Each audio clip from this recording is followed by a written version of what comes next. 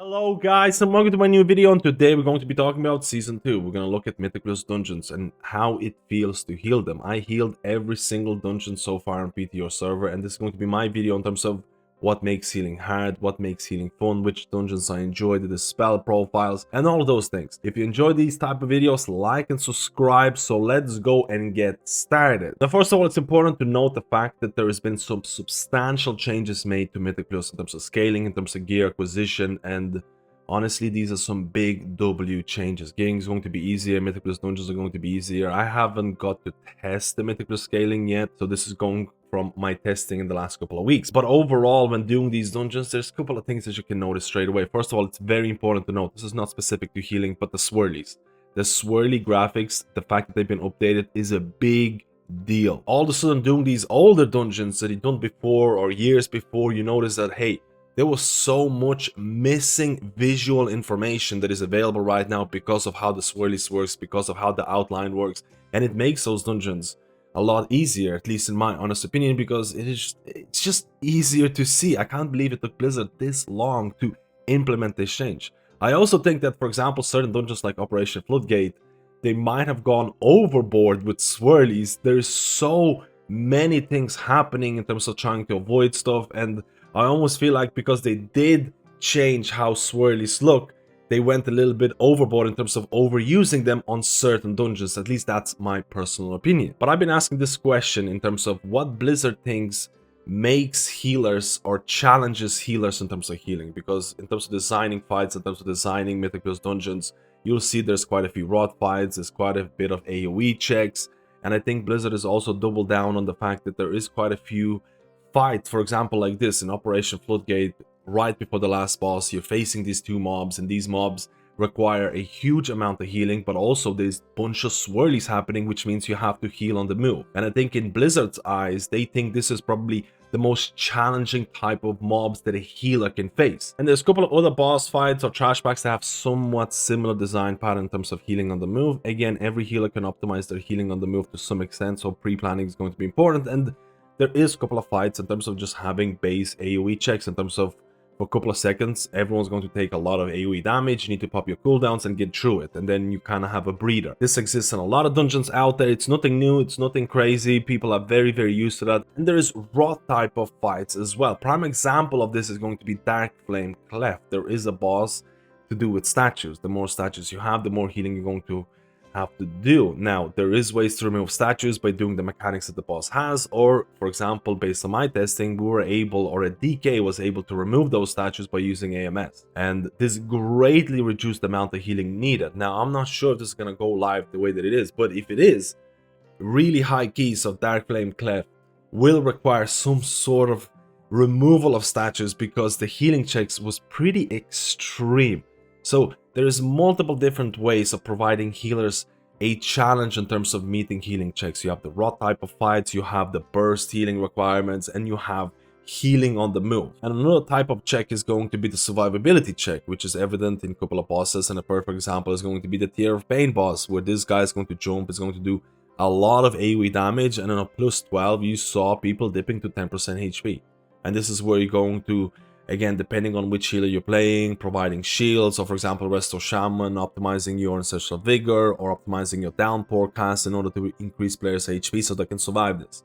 This is going to be a survivability check, optimizing defensives, again, in really high keys, having a Discord, and making sure of all the toolkit is going to be extremely important, but it's something different that can still pose a lot of challenge, and optimizing all of those things is going to be important in Season 2, and it's nothing really new. The main difference here is that you're able to see swirlies better, which honestly is a really good thing. It's also extremely important to mention that Blizzard has removed or toned down a lot of the tank busters out there. In Season 1, tanks are extremely rare. Tanks don't want to play the game because the tank busters are extremely punishing. And the fact that the tank busters feel a lot better in Season 2. People are talking about it, but it's a huge deal. It not only affects tanks, but it also affects healers. If you have to heal tanks less, you can focus on other players.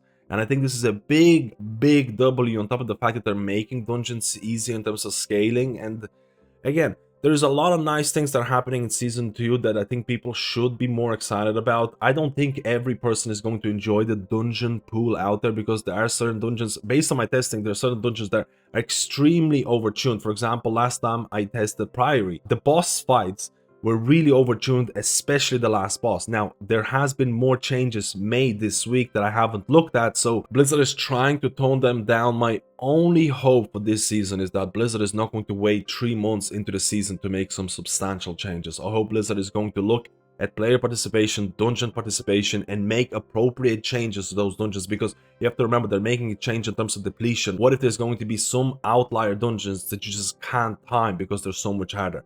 As long as the dungeon balance is going to continuously improve and not be left and sitting there for months on end, I will be very happy. Now let's talk about some of the spell profiles that I've seen so far. Keep in mind, anything can change and I might have missed a couple of things. If I missed something, please let me know. But overall, what I've experienced, especially with the new dungeons, is that Blizzard is focusing on, hey, if there's going to be an important dispel needed, we're gonna make it magic. It's very, very evident. Again, dungeons like Operation Floodgate, majority of the dispels might be magic. And I think that's really important, because Blizzard is looking at feedback, because in Season 1, people were really like, oh, I need a specific class in order to dispel something because it is so mandatory. Not every healer can dispel it. So I think Blizzard is kind of looking at that. And I think a lot of the new dungeons, you can see that. There is a lot of magic dispels. And to some extent, you could argue that a Priest Mass Dispel is going to climb in value. But also, there are a couple of other dungeons where having a D-curse is going to be important. Theater of Pain, you get this curse on you that increases the damage taken, and then you're doing these trashback mini-bosses that have a lot of AoE damage. You need to have a D-curse, or it helps a lot. There is also a D-curse in Rookery, and honestly, that specific section of the dungeon is really annoying. I also feel like the last boss, in terms of the amount of spreading you need to do, that needs to be addressed to make it more manageable, especially if you're playing Preservation Evoker with those range limitations. Now, I do want to double check in terms of disease dispels. There is a disease in Theater of Pain, especially if you miss certain casts, but I would like to test other dungeons a bit more, and I didn't really see a whole lot of poison either, but I would like to have additional confirmation, so maybe a bit more testing needed. If I missed out on something, leave a comment below. But I do have to iterate on the point that I've seen a lot of bleeds, especially in those new dungeons. So being a dwarf or having an Evoker cauterizing flame is going to be something that I feel is going to be important, because there is quite a few bleeds, like I talked about, in terms of the war within dungeons coming into Season 2.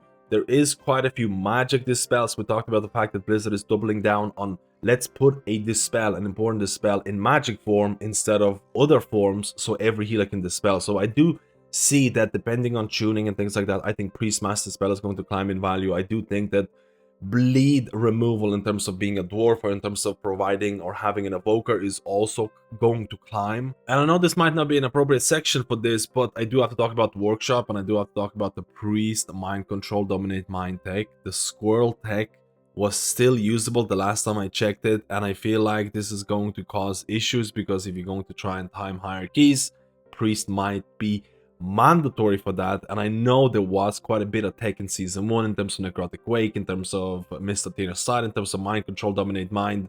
I don't really enjoy it. I'm not sure if priests even enjoy that kind of min-maxing or the micromanagement that you need to do. I hope that Blizzard is going to remove that, but again, let me know. And now let's talk about melee versus range in terms of dungeon design. Now, this is coming from a healer perspective, because a couple of healers can be played in melee, a couple of other healers can be played in range, but honestly, this is somewhat generic.